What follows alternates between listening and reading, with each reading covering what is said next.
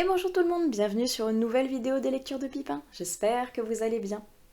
Cette vidéo-ci sera la dernière consacrée aux finalistes du PLIB dans la catégorie adulte. Ça y est, je les ai tous lus. Avec ce dernier titre, je vais pouvoir faire un choix à présent. Mais avant de faire la prochaine vidéo où je vous dirai donc quel est l'ultime finaliste que j'ai choisi, laissez-moi vous parler de Les Chants de Nuying. Je vous mets la couverture juste ici, qui est un livre de science-fiction. C'est vrai que là j'ai enchaîné pas mal de fantasy et un petit peu de science-fiction de temps en temps, et ben ça fait du bien, parce que j'aime beaucoup ce genre littéraire, même si c'est vrai que j'ai plus tendance à me tourner vers la fantasy que la SF en premier lieu. Et alors, qu'est-ce que c'est que ces chants de Nuying? Ce sont des chants un petit peu étranges que les protagonistes ont captés sur la planète Nuying, qui ressemblent un petit peu à des chants de baleines et qui sont très mystérieux. Donc une équipe va être montée pour aller vérifier sur cette planète quels sont ces chants, à quoi est-ce qu'elles correspondent, est-ce que c'est une vie extraterrestre, est-ce que c'est quelque chose de particulier avec le milieu de la planète, qu'est-ce que c'est, à quoi ça correspond, et on va avoir après tout un voyage autour de divers personnages qui vont constituer cette expédition, qui sont plus ou moins agaçants et qui vont avoir plus ou moins d'impact au niveau du récit. Et j'avoue que j'ai été parfaitement déroutée par cette lecture. Parce qu'en fait, je vous remets la couverture, moi je me suis focalisée justement sur cette couverture où on voit un fond bleuté, on dirait des fonds sous-marins, une espèce de robot qui émet des bulles comme ça qui vont vers les abysses, et ces fameux chants qui ressemblent donc à des chants de baleines, moi on en sait une exploration un petit peu sous-marine, un petit peu mystique, un petit peu étrange comme ça sur une nouvelle planète, donc je m'attendais vraiment à quelque chose de centré sur cette exploration, notamment sous l'eau. Et pas du tout en fait. Je pense que j'ai été complètement fourvoyée et bernée entre guillemets par la couverture parce que je m'étais focalisée sur quelque chose sous l'eau, alors qu'en final, il y a très peu d'exploration. Le roman, il est fait en 3 parties, dont une première partie qui va être vraiment la mise en place de l'équipe, la mise en place des personnages, la mise en place de l'intrigue, le cocon qui va nous servir de guide à travers toutes les parties. La seconde qui va être vraiment une espèce de chemin de vie, une espèce de départ comme ça vers l'espace avec beaucoup de remises en question, avec beaucoup de questions humaines, avec beaucoup de spiritualité, de philosophie et de religion, pour enfin arriver sur une troisième partie où on va assez peu parler du côté exploration finalement. Et c'était pourtant la partie que je recherchais le plus. Moi j'étais vraiment basée sur l'idée d'une exploration d'une planète inconnue. Et j'ai pas eu ce que je recherchais malheureusement. C'est pas un problème au niveau de la plume, qui est très belle, qui est explicative, qui nous englobe bien dans un univers particulier, à la fois un peu mystique, à la fois un petit peu sombre, à la fois très d'actualité avec beaucoup de remises en question sur l'humain, sur son avenir, sur les explorations, sur la religion et la spiritualité, et sur comment tout cela est appréhendé. Mais au final, c'était pas ce que je recherchais, et j'ai pas.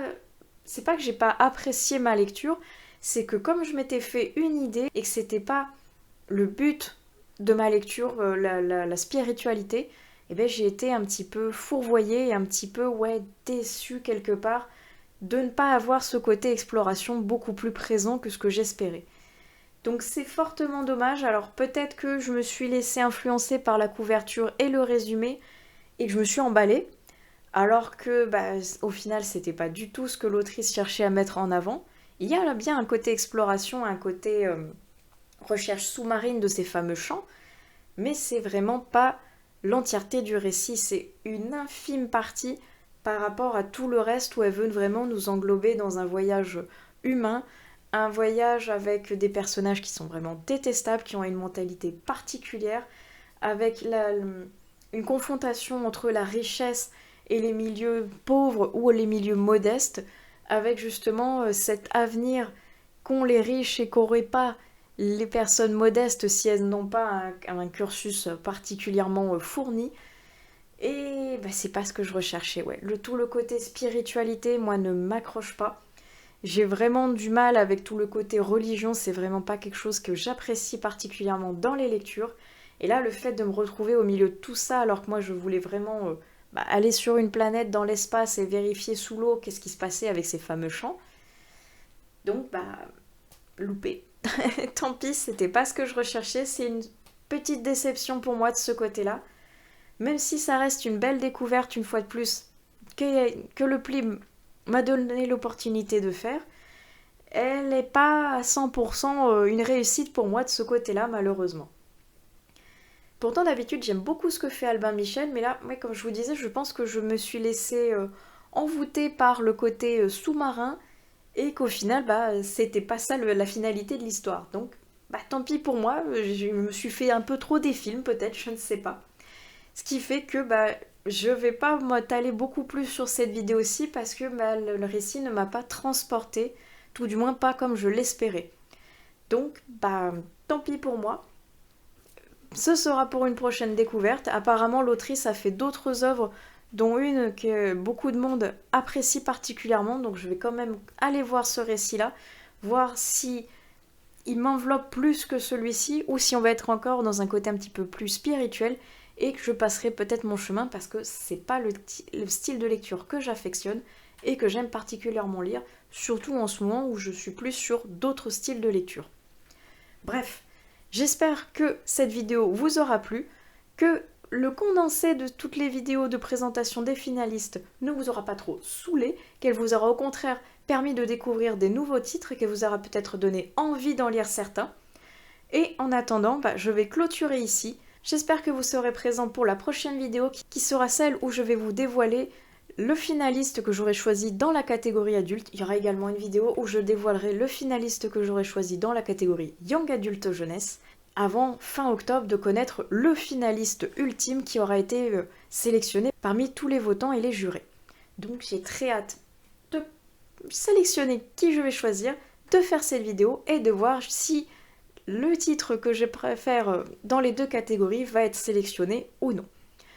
Donc, en attendant, je vais vous laisser ici. J'espère que cette vidéo vous aura plu et aura quand même attisé votre curiosité pour pouvoir découvrir ce titre qu'est Les Chants de New Ying. Je me répète, mais je vais donc vous laisser ici. Je vous souhaite d'excellentes prochaines lectures et je vous dis à plus tard sur une autre vidéo des lectures de Pipin. Allez, ciao!